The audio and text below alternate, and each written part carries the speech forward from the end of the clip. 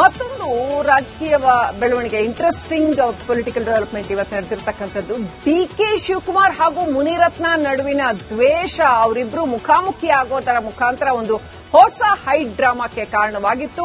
ಅವರಿಬ್ಬರ ದ್ವೇಷ ಮನಸ್ತಾಪ ಈಗ ಮತ್ತೊಂದು ಲೆವೆಲ್ಗೆ ಹೋಗಿದೆ. ಆರ್ಆರ್ ನಗರದ ಜನರ ಎದುರೇ ಮುನಿರತ್ನರನ್ನ ಕರಿಟೋಪಿ ಎಂಎಲ್ಎ ಅಂತ ಡಿಸಿಎಂ ಕರೆದು ಅವಮಾನಿಸಿದ್ದಾರೆ ಅಂತ ಹೇಳಲಾಗಿದೆ. ಇದರಿಂದ ಮುನಿರತ್ನ ಅಬ್ಬರಿಸಿ ಬೊಬ್ಬಿರಿದಿದ್ದಾರೆ.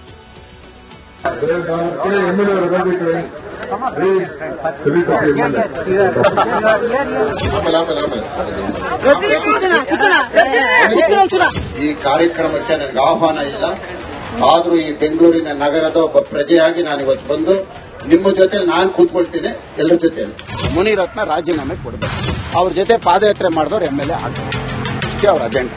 ಸರ್, ನಾನ್ ಸಾಯೋದು ಇಲ್ಲೇನೆ, ನನ್ನ ಸಾಯಿಸೋದು ಇವರೇನೆ. ನಾನ್ ರಾಜೀನಾಮೆ ಕೊಡಲ್ಲ. ಇನ್ನೂ ಒಂದೆರಡು ರೇಪ್ ಕೇಸ್ ಹಾಕ್ತಾರ. ಪಾಪ ಯಾರೋ ಹೆಣ್ಮಗಳು ಹುಡುಕ್ತಾವ್ರೆ, ಯಾರು ಹುಡ್ಕೊಂಬತ್ತಾರೋ ಗೊತ್ತಿಲ್ಲ, ಅವ್ರ ಮನೆ ಹಾಳು ಮಾಡ್ತಾರೆ. ಡಿಕೆಶಿ ವರ್ಸಸ್ ಶಾಸಕ ಮುನಿರತ್ನ ಕರಿಟೋಪಿ ಕಾಳಗ. ಮತ್ತಿಕೆರೆಯ ಜೆಪಿ ಪಾರ್ಕ್ನಲ್ಲಿ ಮಹಾಯುದ್ಧ.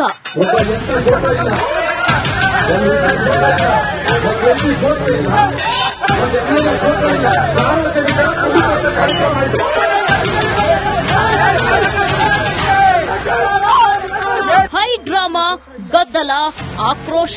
ಆರ್ಆರ್ ನಗರದ ರಾಜಕಾರಣ ಮತ್ತೊಂದು ಹಂತಕ್ಕೆ ಬಂದು ನಿಂತಿದೆ. ಇಂದು ಮತ್ತಿಕೆರೆಯ ಜೆಪಿ ಪಾರ್ಕ್ ಅಕ್ಷರಶಃ ರಣಾಂಗಣವಾಗಿ ಬದಲಾಗಿತ್ತು. ಡಿಸಿಎಂ ಡಿಕೆ ಶಿವಕುಮಾರ್ ಹೇಳಿದ ಆ ಒಂದು ಮಾತು ಮೊದಲೇ ಉರಿಯುತ್ತಿದ್ದ ಶಾಸಕ ಮುನಿರತ್ನರ ಪಿತ್ತ ನೆತ್ತಿಗೇರಿಸಿತ್ತು.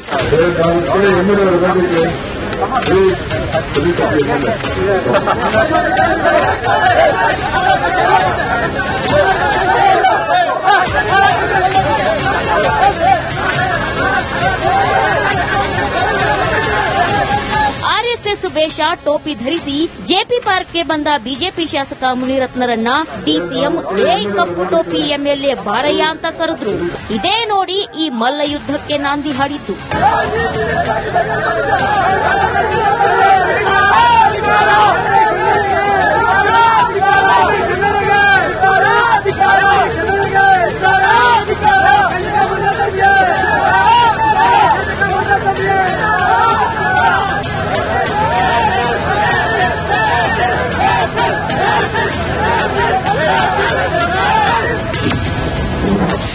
ಇದೇನು ಕಾಂಗ್ರೆಸ್ ಕಾರ್ಯಕ್ರಮನ?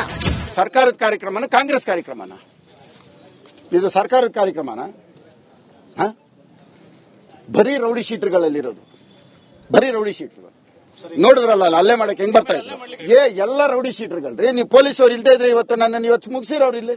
ಇವತ್ತೇನಾದ್ರು ಜೀವಂತವಾಗಿದ್ದೀನಿ ಅಂದ್ರೆ ಅದಕ್ಕೆ ಕಾರಣ ಪೊಲೀಸ್ ಅವರು. ನೋಡಿದ್ರಲ್ಲ ನೀವೇ, ನಿಮ್ಮ ಹತ್ರ ಕ್ಲಿಪ್ಪಿಂಗ್ ಇಲ್ವಾ? ನನ್ನನ್ನು ಸಾಯಿಸುವುದೇ ಇವರ ಗುರಿ. ಮುನಿರತ್ನ ರಾಜೀನಾಮೆ ಕೊಡಬೇಕು, ಅವ್ರ ಜೊತೆ ಪಾದಯಾತ್ರೆ ಮಾಡಿದವ್ರು ಎಂಎಲ್ಎ ಆಗಬೇಕು, ಇಷ್ಟೇ ಅವ್ರ ಅಜೆಂಡಾ.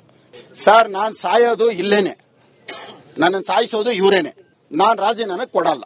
ನಾನು ಹಿಂಗೆ ಇರ್ತೀನಿ. ನನ್ನ ಸಾಯಿಸೋದು ಅವರೇ, ಸಾಯೋದು ಅವರಿಂದನೇ.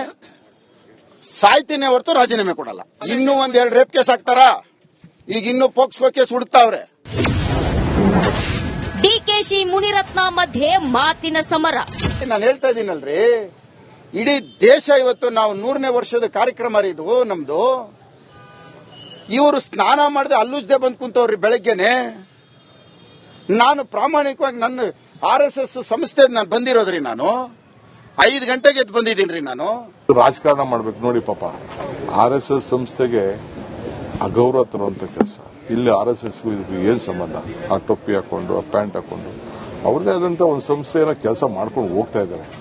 ಇದು ನನ್ಗಲ್ಲ ಅವಮಾನ, ಆ ಸಂಸ್ಥೆಗೆ ಅವಮಾನ ಇದೆ. ಆ ಸಂಸ್ಥೆ ಇತಿಹಾಸ ಇದೆ. ಇಲ್ಲಿ ಬಂದು ಶಾಸಕರಾಗಿ ಬಂದು ಮಾತಾಡಬಹುದಾಯ್ತು. ಈಗ ನೋಡಿ, ಎಲ್ಲ ಪೊಲೀಸವರು, ಜನ, ನಾಗರಿಕರೇ ಅವ್ರಿಗೆ ಓಡಿಸ್ತಾ ಇದ್ರು. ಸುಳ್ಳು ರೇಪ್ ಕೇಸ್ ಹಾಕಲು ಯತ್ನ.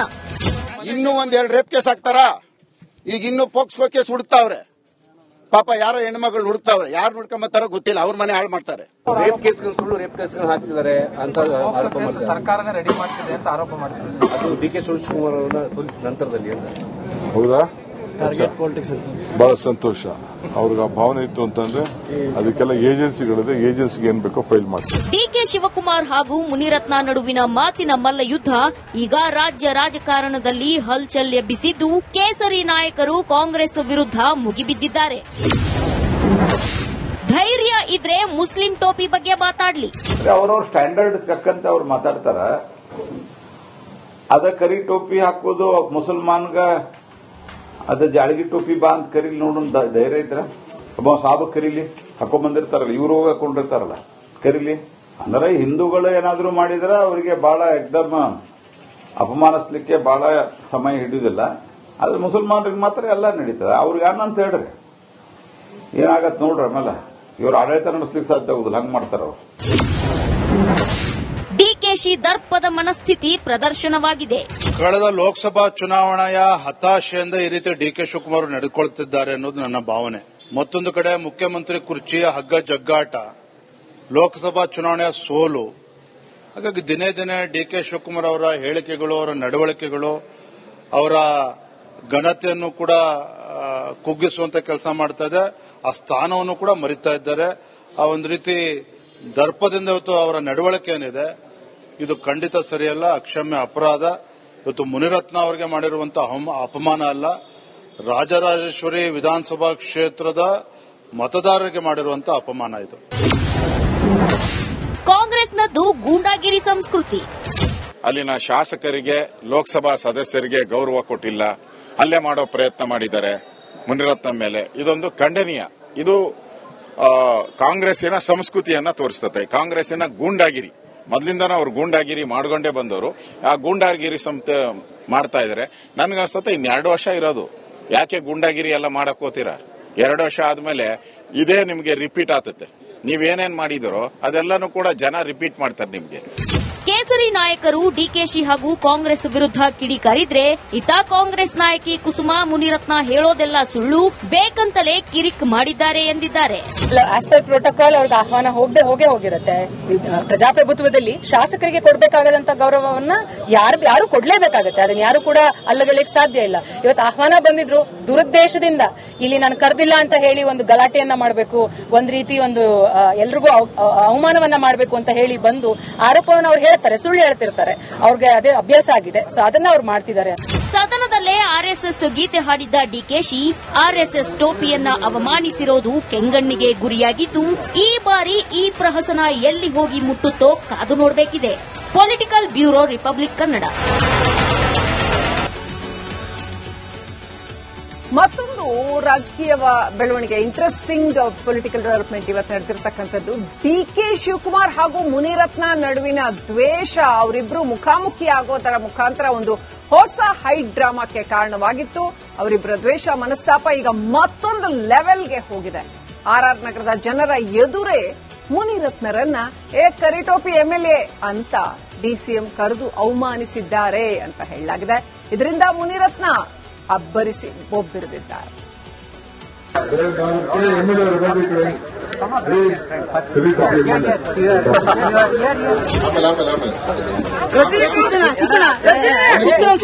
ಈ ಕಾರ್ಯಕ್ರಮಕ್ಕೆ ನನಗೆ ಆಹ್ವಾನ ಇಲ್ಲ. ಆದ್ರೂ ಈ ಬೆಂಗಳೂರಿನ ನಗರದ ಒಬ್ಬ ಪ್ರಜೆಯಾಗಿ ನಾನು ಇವತ್ತು ಬಂದು ನಿಮ್ಮ ಜೊತೆ ನಾನು ಕೂತ್ಕೊಳ್ತೀನಿ. ಎಲ್ಲರ ಜೊತೆ ಮುನಿರತ್ನ ರಾಜೀನಾಮೆ ಕೊಡಬೇಕು. ಅವ್ರ ಜೊತೆ ಪಾದಯಾತ್ರೆ ಮಾಡಿದವ್ರು ಎಂಎಲ್ಎ ಆಗ್ತಾರೆ. ಅವ್ರ ಅಜೆಂಡಾ. ಸರ್, ನಾನ್ ಸಾಯೋದು ಇಲ್ಲೇನೆ, ನನ್ನ ಸಾಯಿಸೋದು ಇವರೇನೆ. ನಾನ್ ರಾಜೀನಾಮೆ ಕೊಡಲ್ಲ. ಇನ್ನೂ 1-2 ರೇಪ್ ಕೇಸ್ ಹಾಕ್ತಾರ. ಪಾಪ ಯಾರೋ ಹೆಣ್ಮಗಳು ಹುಡುಕ್ತಾವ್ರೆ, ಯಾರು ನೋಡ್ಕೊಂಬತ್ತಾರೋ ಗೊತ್ತಿಲ್ಲ, ಅವ್ರ ಮನೆ ಹಾಳು ಮಾಡ್ತಾರೆ. ಡಿಕೆಶಿ ವರ್ಸಸ್ ಶಾಸಕ ಮುನಿರತ್ನ ಕರಿಟೋಪಿ ಕಾಳಗ. ಮತ್ತಿಕೆರೆಯ ಜೆಪಿ ಪಾರ್ಕ್ನಲ್ಲಿ ಮಹಾಯುದ್ಧ.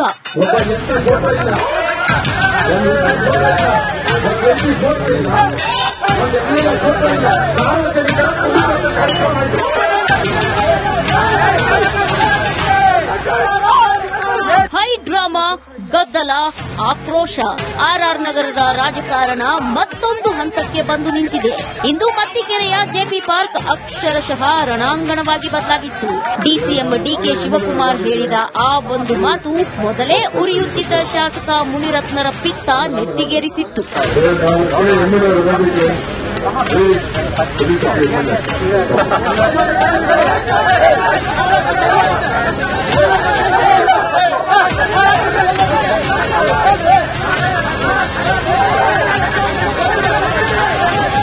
ಆರ್ಎಸ್ಎಸ್ ವೇಷ ಟೋಪಿ ಧರಿಸಿ ಜೆಪಿ ಪಾರ್ಕ್ಗೆ ಬಂದ ಬಿಜೆಪಿ ಶಾಸಕ ಮುನಿರತ್ನರನ್ನ ಡಿಸಿಎಂ ಕಪ್ಪು ಟೋಪಿ ಎಂಎಲ್ಎ ಬಾರಯ್ಯ ಅಂತ ಕರೆದ್ರು.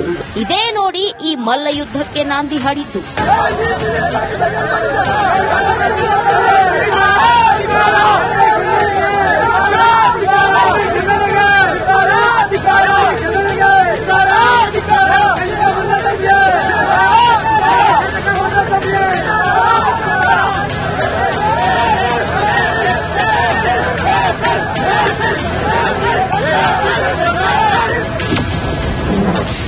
ಇದೇನು ಕಾಂಗ್ರೆಸ್ ಕಾರ್ಯಕ್ರಮನ? ಸರ್ಕಾರದ ಕಾರ್ಯಕ್ರಮನ, ಕಾಂಗ್ರೆಸ್ ಕಾರ್ಯಕ್ರಮನ? ಇದು ಸರ್ಕಾರದ ಕಾರ್ಯಕ್ರಮನ? ಬರೀ ರೌಡಿ ಶೀಟರ್ಗಳಲ್ಲಿರೋದು, ಬರೀ ರೌಡಿ ಶೀಟರ್ಗಳು. ನೋಡಿದ್ರಲ್ಲ ಅಲ್ಲೇ ಮಾಡಕ್ಕೆ ಹೆಂಗ್ ಬರ್ತಾ ಇದ್ರು? ಎಲ್ಲ ರೌಡಿ ಶೀಟರ್ಗಳ್ರಿ. ನೀವು ಪೊಲೀಸ್ ಅವ್ರು ಇಲ್ದೇ ಇದ್ರೆ ಇವತ್ತು ನನ್ನನ್ನು ಇವತ್ತು ಮುಗಿಸಿರೋರು ಇಲ್ಲಿ. ಇವತ್ತೇನಾರು ಜೀವಂತವಾಗಿದ್ದೀನಿ ಅಂದ್ರೆ ಅದಕ್ಕೆ ಕಾರಣ ಪೊಲೀಸ್ ಅವರು. ನೋಡಿದ್ರಲ್ಲ ನೀವೇ, ನಿಮ್ಮ ಹತ್ರ ಕ್ಲಿಪ್ಪಿಂಗ್ ಇಲ್ವಾ? ನನ್ನನ್ನು ಸಾಯಿಸುವುದೇ ಇವರ ಗುರಿ. ಮುನಿರತ್ನ ರಾಜೀನಾಮೆ ಕೊಡಬೇಕು, ಅವ್ರ ಜೊತೆ ಪಾದಯಾತ್ರೆ ಮಾಡಿದವ್ರು ಎಂಎಲ್ಎ ಆಗ್ಬೇಕು, ಇಷ್ಟೇ ಅವ್ರ ಅಜೆಂಡಾ. ಸರ್, ನಾನ್ ಸಾಯೋದು ಇಲ್ಲೇನೆ, ನನ್ನನ್ನು ಸಾಯಿಸೋದು ಇವರೇನೆ. ನಾನ್ ರಾಜೀನಾಮೆ ಕೊಡಲ್ಲ, ನಾನು ಹಿಂಗೆ ಇರ್ತೀನಿ ರೀ. ನನ್ನ ಸಾಯಿಸೋದು ಅವರೇ, ಸಾಯೋದು ಅವರಿಂದನೇ, ಸಾಯ್ತೀನಿ ಹೊರತು ರಾಜೀನಾಮೆ ಕೊಡಲ್ಲ. ಇನ್ನೂ ಒಂದೆರಡು ರೇಪ್ ಕೇಸ್ ಹಾಕ್ತಾರ, ಈಗ ಇನ್ನೂ ಪೋಕ್ಸೋ ಕೇಸ್ ಹುಡುಕ್ತಾವ್ರೆ. ಡಿಕೆಶಿ ಮುನಿರತ್ನ ಮಧ್ಯೆ ಮಾತಿನ ಸಮರ. ನಾನು ಹೇಳ್ತಾ ಇದ್ದೀನಲ್ರಿ, ಇಡೀ ದೇಶ ಇವತ್ತು ನಾವು 100ನೇ ವರ್ಷದ ಕಾರ್ಯಕ್ರಮ ಇದು ನಮ್ದು. ಇವರು ಸ್ನಾನ ಮಾಡದೆ ಅಲ್ಲುಜ್ದೆ ಬಂದ್ ಕುಂತವ್ರಿ ಬೆಳಗ್ಗೆನೆ. ನಾನು ಪ್ರಾಮಾಣಿಕವಾಗಿ ನನ್ನ RSS ಸಂಸ್ಥೆ ನಾನು ಬಂದಿರೋದ್ರಿ. ನಾನು 5 ಗಂಟೆಗೆ ಎದ್ದು ಬಂದಿದ್ದೀನಿ ನಾನು. ರಾಜಕಾರಣ ಮಾಡ್ಬೇಕು ನೋಡಿ ಪಾಪ. RSS ಸಂಸ್ಥೆಗೆ ಅಗೌರವ ತರುವಂತ ಕೆಲಸ. ಇಲ್ಲಿ RSSಗೂ ಇದಕ್ಕೂ ಏನ್ ಸಂಬಂಧ? ಆ ಟೊಪ್ಪಿ ಹಾಕೊಂಡು, ಆ ಪ್ಯಾಂಟ್ ಹಾಕೊಂಡು ಅವ್ರದೇ ಆದಂತ ಒಂದು ಸಂಸ್ಥೆಯನ್ನ ಕೆಲಸ ಮಾಡ್ಕೊಂಡು ಹೋಗ್ತಾ ಇದ್ದಾರೆ.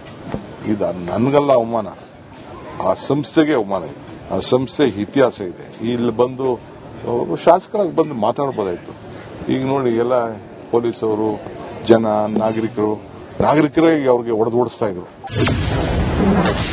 ಸುಳ್ಳು ರೇಪ್ ಕೇಸ್ ಹಾಕಲು ಯತ್ನ. ಇನ್ನೂ ಒಂದೆರಡು ರೇಪ್ ಕೇಸ್ ಹಾಕ್ತಾರ, ಈಗ ಇನ್ನೂ ಪೋಕ್ಸೋ ಕೇಸ್ ಹುಡುಕ್ತಾವ್ರೆ. ಪಾಪ ಯಾರೋ ಹೆಣ್ಮಗಳು ಹುಡುಕ್ತಾವ್ರೆ, ಯಾರು ಹುಡ್ಕೊಂಬತ್ತಾರೋ ಗೊತ್ತಿಲ್ಲ, ಅವ್ರ ಮನೆ ಹಾಳು ಮಾಡ್ತಾರೆ. ರೇಪ್ ಕೇಸ್ಗಳು, ಸುಳ್ಳು ರೇಪ್ ಕೇಸ್ಗಳು ಹಾಕ್ತಿದ್ದಾರೆ ಅಂತ ಆರೋಪ ಮಾಡ್ತಾರೆ. ಸರ್ಕಾರನೇ ರೆಡಿ ಮಾಡ್ತಿದೆ ಅಂತ ಆರೋಪ ಮಾಡ್ತಾರೆ. ಅದು ಡಿ.ಕೆ. ಶಿವಕುಮಾರ್ ಅವರನ್ನ ಸೋಲಿಸಿದ ನಂತರದಲ್ಲಿ ಅಂತ. ಹೌದಾ? ಟಾರ್ಗೆಟ್ ಪಾಲಿಟಿಕ್ಸ್ ಅಂತ ಬಹಳ ಸಂತೋಷ. ಅವ್ರಿಗೆ ಆ ಭಾವನೆ ಇತ್ತು ಅಂತಂದ್ರೆ ಅದಕ್ಕೆಲ್ಲ ಏಜೆನ್ಸಿಗಳಿದೆ, ಏಜೆನ್ಸಿಗೆ ಏನ್ ಬೇಕೋ ಫೈಲ್ ಮಾಡ್ತಾರೆ. ಡಿ.ಕೆ. ಶಿವಕುಮಾರ್ ಹಾಗೂ ಮುನಿರತ್ನ ನಡುವಿನ ಮಾತಿನ ಮಲ್ಲ ಯುದ್ಧ ಈಗ ರಾಜ್ಯ ರಾಜಕಾರಣದಲ್ಲಿ ಹಲ್ಚಲ್ ಎಬ್ಬಿಸಿದ್ದು, ಕೇಸರಿ ನಾಯಕರು ಕಾಂಗ್ರೆಸ್ ವಿರುದ್ಧ ಮುಗಿಬಿದ್ದಿದ್ದಾರೆ. ಧೈರ್ಯ ಇದ್ರೆ ಮುಸ್ಲಿಂ ಟೋಪಿ ಬಗ್ಗೆ ಮಾತಾಡ್ಲಿ. ಅವ್ರವ್ರ ಸ್ಟ್ಯಾಂಡರ್ಡ್ ತಕ್ಕಂತೆ ಅವ್ರು ಮಾತಾಡ್ತಾರ. ಅದ ಕರಿ ಟೋಪಿ ಹಾಕೋದು ಮುಸಲ್ಮಾನ್ಗ ಅದ ಜಾಳಗಿ ಟೋಪಿ ಬಾ ಅಂತ ಕರೀಲಿ ನೋಡು ಧೈರ್ಯ ಇದ್ರ ಒಬ್ಬ ಸಾಬ ಕರೀಲಿ, ಹಾಕೊಂಡ್ಬಂದಿರ್ತಾರಲ್ಲ, ಇವರು ಹಾಕೊಂಡಿರ್ತಾರಲ್ಲ, ಕರೀಲಿ ಅಂದ್ರೆ ಹಿಂದೂಗಳು ಏನಾದ್ರು ಮಾಡಿದ್ರೆ ಅವರಿಗೆ ಬಹಳ ಎಕ್ದಮ್ ಅಪಮಾನಿಸ್ಲಿಕ್ಕೆ ಬಹಳ ಸಮಯ ಹಿಡಿಯೋದಿಲ್ಲ. ಆದ್ರೆ ಮುಸಲ್ಮಾನರಿಗೆ ಮಾತ್ರ ಎಲ್ಲ ನಡೀತದೆ. ಅವ್ರಿಗೆ ಅನ್ನಂತ ಹೇಳ್ರಿ, ಏನಾಗತ್ ನೋಡ್ರಿ. ಆಮೇಲೆ ಇವ್ರು ಆಡಳಿತ ನಡೆಸ್ಲಿಕ್ಕೆ ಸಾಧ್ಯ ಆಗುದಿಲ್ಲ, ಹಂಗ್ ಮಾಡ್ತಾರ ಅವ್ರು. ಡಿಕೆಶಿ ದರ್ಪದ ಮನಸ್ಥಿತಿ ಪ್ರದರ್ಶನವಾಗಿದೆ. ಕಳೆದ ಲೋಕಸಭಾ ಚುನಾವಣೆಯ ಹತಾಶೆಯಿಂದ ಈ ರೀತಿ ಡಿಕೆ ಶಿವಕುಮಾರ್ ನಡೆದುಕೊಳ್ಳುತ್ತಿದ್ದಾರೆ ಅನ್ನೋದು ನನ್ನ ಭಾವನೆ. ಮತ್ತೊಂದು ಕಡೆ ಮುಖ್ಯಮಂತ್ರಿ ಕುರ್ಚಿಯ ಹಗ್ಗ ಜಗ್ಗಾಟ, ಲೋಕಸಭಾ ಚುನಾವಣೆಯ ಸೋಲು. ಹಾಗಾಗಿ ದಿನೇ ದಿನೇ ಡಿಕೆ ಶಿವಕುಮಾರ್ ಅವರ ಹೇಳಿಕೆಗಳು, ಅವರ ನಡವಳಿಕೆಗಳು, ಅವರ ಘನತೆಯನ್ನು ಕೂಡ ಕುಗ್ಗಿಸುವಂತ ಕೆಲಸ ಮಾಡ್ತಾ ಇದೆ. ಆ ಸ್ಥಾನವನ್ನು ಕೂಡ ಮರಿತಾ ಇದ್ದಾರೆ. ಆ ಒಂದು ರೀತಿ ದರ್ಪದಿಂದ ಇವತ್ತು ಅವರ ನಡವಳಿಕೆ ಏನಿದೆ, ಇದು ಖಂಡಿತ ಸರಿಯಲ್ಲ, ಅಕ್ಷಮ್ಯ ಅಪರಾಧ. ಇವತ್ತು ಮುನಿರತ್ನ ಅವರಿಗೆ ಮಾಡಿರುವಂತಹ ಅಪಮಾನ ಅಲ್ಲ, ರಾಜರಾಜೇಶ್ವರಿ ವಿಧಾನಸಭಾ ಕ್ಷೇತ್ರದ ಮತದಾರರಿಗೆ ಮಾಡಿರುವಂತಹ ಅಪಮಾನ ಇದು. ಕಾಂಗ್ರೆಸ್ನದ್ದು ಗೂಂಡಾಗಿರಿ ಸಂಸ್ಕೃತಿ. ಅಲ್ಲಿನ ಶಾಸಕರಿಗೆ, ಲೋಕಸಭಾ ಸದಸ್ಯರಿಗೆ ಗೌರವ ಕೊಟ್ಟಿಲ್ಲ, ಹಲ್ಲೆ ಮಾಡೋ ಪ್ರಯತ್ನ ಮಾಡಿದ್ದಾರೆ ಮುನಿರತ್ನ ಮೇಲೆ. ಇದೊಂದು ಖಂಡನೀಯ. ಇದು ಕಾಂಗ್ರೆಸ್ಸಿನ ಸಂಸ್ಕೃತಿಯನ್ನ ತೋರಿಸುತ್ತೆ. ಕಾಂಗ್ರೆಸ್ಸಿನ ಗೂಂಡಾಗಿರಿ, ಮೊದಲಿಂದನೂ ಅವರು ಗೂಂಡಾಗಿರಿ ಮಾಡ್ಕೊಂಡೇ ಬಂದವರು. ಆ ಗೂಂಡಾಗಿರಿ ಮಾಡ್ತಾ ಇದ್ದಾರೆ. ನನ್ಗನ್ಸುತ್ತೆ ಇನ್ನು 2 ವರ್ಷ ಇರೋದು. ಯಾಕೆ ಗೂಂಡಾಗಿರಿ ಎಲ್ಲ ಮಾಡಕ್ ಹೋಗ್ತೀರಾ? 2 ವರ್ಷ ಆದ್ಮೇಲೆ ಇದೇ ನಿಮ್ಗೆ ರಿಪೀಟ್ ಆಗುತ್ತೆ. ನೀವೇನೇನ್ ಮಾಡಿದಿರೋ ಅದೆಲ್ಲಾನು ಕೂಡ ಜನ ರಿಪೀಟ್ ಮಾಡ್ತಾರೆ ನಿಮ್ಗೆ. ಕೇಸರಿ ನಾಯಕರು ಡಿಕೆಶಿ ಹಾಗೂ ಕಾಂಗ್ರೆಸ್ ವಿರುದ್ಧ ಕಿಡಿಕಾರಿದ್ರೆ ಇತ್ತ ಕಾಂಗ್ರೆಸ್ ನಾಯಕಿ ಕುಸುಮಾ ಮುನಿರತ್ನ ಹೇಳೋದೆಲ್ಲ ಸುಳ್ಳು, ಬೇಕಂತಲೇ ಕಿರಿಕ್ ಮಾಡಿದ್ದಾರೆ ಎಂದಿದ್ದಾರೆ. ಆಸ್ ಪರ್ ಪ್ರೋಟೋಕಾಲ್ ಅವ್ರಿಗೆ ಆಹ್ವಾನ ಹೋಗೇ ಹೋಗಿರುತ್ತೆ. ಪ್ರಜಾಪ್ರಭುತ್ವದಲ್ಲಿ ಶಾಸಕರಿಗೆ ಕೊಡಬೇಕಾಗದಂತ ಗೌರವವನ್ನ ಯಾರು ಕೊಡ್ಲೇಬೇಕಾಗತ್ತೆ. ಅದನ್ನ ಯಾರು ಕೂಡ ಅಲ್ಲಗಲಿಕ್ಕೆ ಸಾಧ್ಯ ಇಲ್ಲ. ಇವತ್ತು ಆಹ್ವಾನ ಬಂದಿದ್ರು ದುರುದ್ದೇಶದಿಂದ ಇಲ್ಲಿ ನಾನು ಕರೆದಿಲ್ಲ ಅಂತ ಹೇಳಿ ಒಂದು ಗಲಾಟೆಯನ್ನ ಮಾಡಬೇಕು, ಒಂದ್ ರೀತಿ ಒಂದು ಎಲ್ರಿಗೂ ಅವಮಾನವನ್ನ ಮಾಡಬೇಕು ಅಂತ ಹೇಳಿ ಬಂದು ಆರೋಪವನ್ನು ಅವ್ರು ಹೇಳ್ತಾರೆ, ಸುಳ್ಳು ಹೇಳ್ತಿರ್ತಾರೆ. ಅವ್ರಿಗೆ ಅದೇ ಅಭ್ಯಾಸ ಆಗಿದೆ. ಸೊ ಅದನ್ನ ಅವ್ರು ಮಾಡ್ತಿದ್ದಾರೆ. ಸದನದಲ್ಲೇ ಆರ್ಎಸ್ಎಸ್ ಗೀತೆ ಹಾಡಿದ್ದ ಡಿಕೆಶಿ ಆರ್ಎಸ್ಎಸ್ ಟೋಪಿಯನ್ನ ಅವಮಾನಿಸಿರೋದು ಕೆಂಗಣ್ಣಿಗೆ ಗುರಿಯಾಗಿದ್ದು, ಈ ಬಾರಿ ಈ ಪ್ರಹಸನ ಎಲ್ಲಿ ಹೋಗಿ ಮುಟ್ಟುತ್ತೋ ಕಾದು ನೋಡಬೇಕಿದೆ. Political bureau, republic Kannada.